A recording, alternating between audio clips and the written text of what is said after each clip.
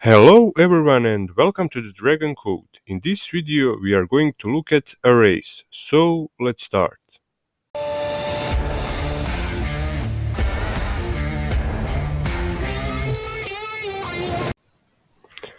Arrays are collections of data.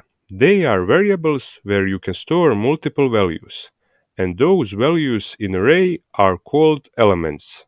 Do you remember this picture from video about data types that shows that arrays are derived data types? If you haven't watched that video, link is down below in description. Just like with variables with primitive data types, you also need to first declare an array. And you do that by specifying the data type. It can be any primitive data type or it can be string. And then you give it name. And then you need to specify size of array in square brackets. This value here in square brackets must be constant, so you can pass value directly or you can do it with variable. Let's do it with variable. And if I put this variable here, I'll get error. This is because value must be constant. So this must be constant variable. And now there's no error. After you declare array, then you can initialize it. You can do it in the same line where you declare it, and you do that with assignment operator, and you put elements in curly brackets. I'll put here 5 elements.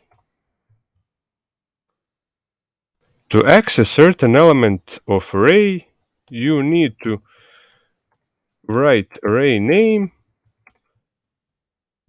and you need to put index of that element inside square brackets. So this will be the first element. It has index of 0.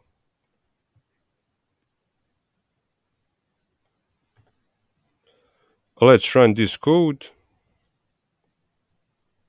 So this is the first element. It has value of 14. Last element has index size -1. In this case it is 4 because indexes start from 0. And I'll change value of this element to see difference because 14 is also the first element. So it is size -1. Let's run this code. It is 24. It is the last element in this array. And to change its value, I also need to write array name and put index inside square brackets. And then I'll give it some other value. I will assign some other value, and let's now run this code. As you can see, value of the last element is changed. But how to print all elements of array? For that, we will need for loop. Its length will be size of array, and then variable I will allow us to access every element of array because it will change in each iteration. And let's run this code.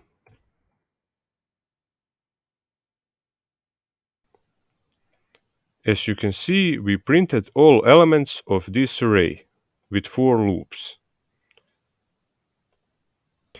What will happen if you don't put any value inside curly brackets?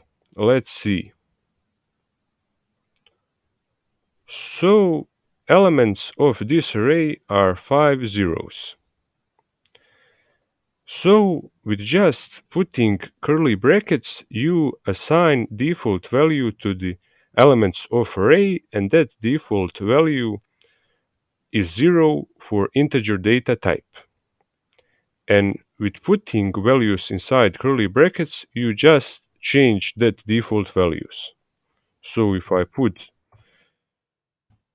two values here, I will change default values of the first two elements. Let's run this code. As you can see, this is the first two elements which I changed default value. So with just curly brackets, you already assign every element of an array.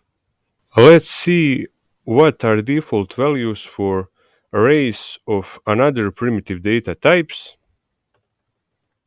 Let's try with double.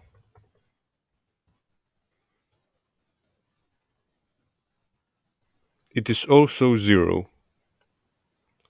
Let's try with character.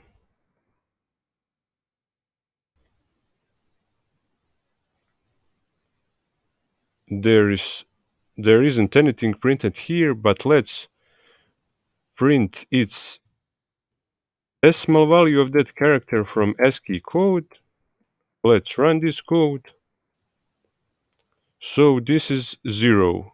It is the first character from ASCII table, and this is null character. Let's move back to integer array.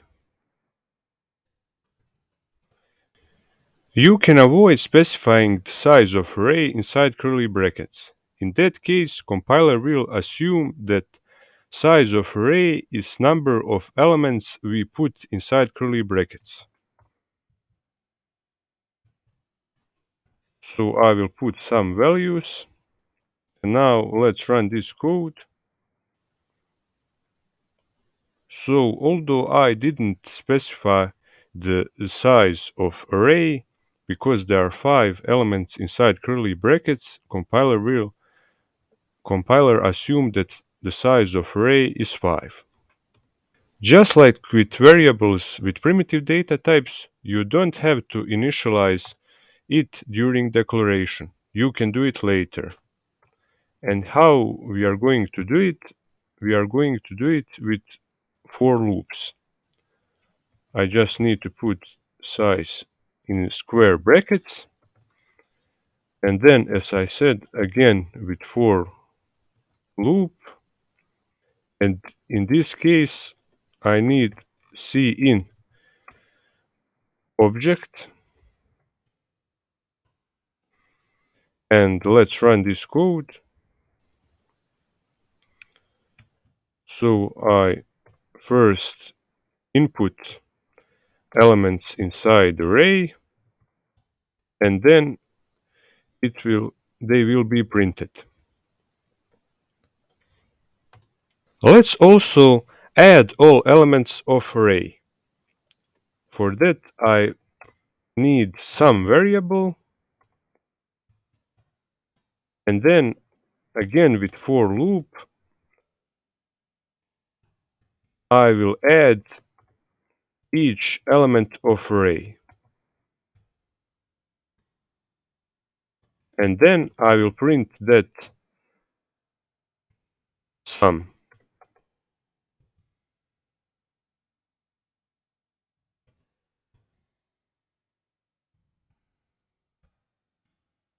Let's add here new line, and let's run this code. So I will first input elements of array, and here is the sum of all elements of array. You can also pass arrays as parameters in functions. So let's declare one function that will print array. And here I need to put array as parameter. I need to put its data type, its name, and square brackets, but I don't have to specify its size. And then with for loop, I will print all elements.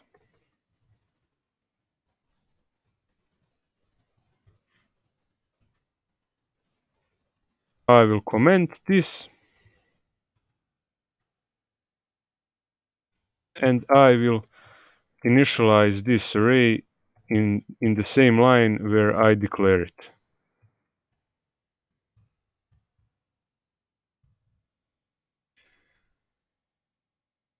And let's now call that function.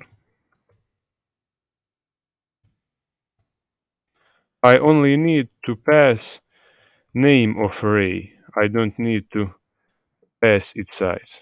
And let's print this code.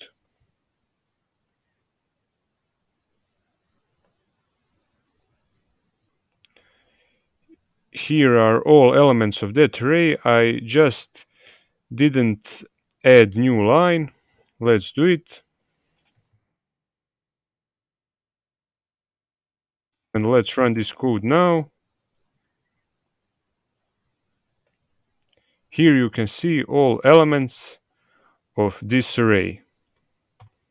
Let's also build function that will add all elements of array. Integer will be return type, sum array. I need to pass array. I will also pass size. And then I will declare some variable. With for loop, I will add all elements of array.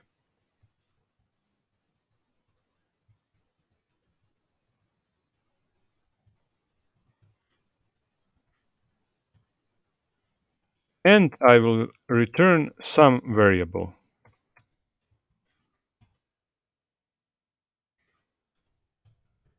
Let's now call this function and print its result.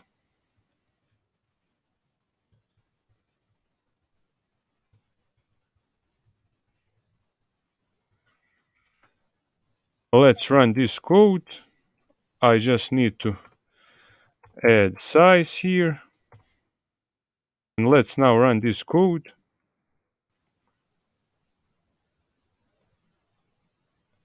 As you can see, this is the sum of all elements of array, 166.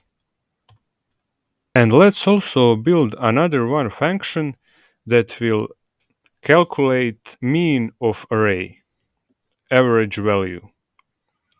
So this function will have float, return type, its name will be mean,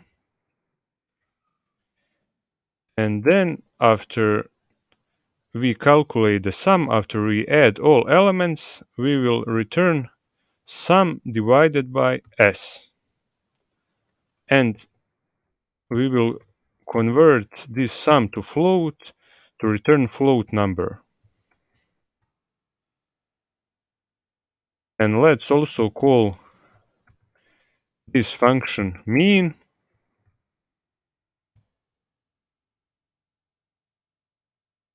Let's add here another new line. And let's run this code.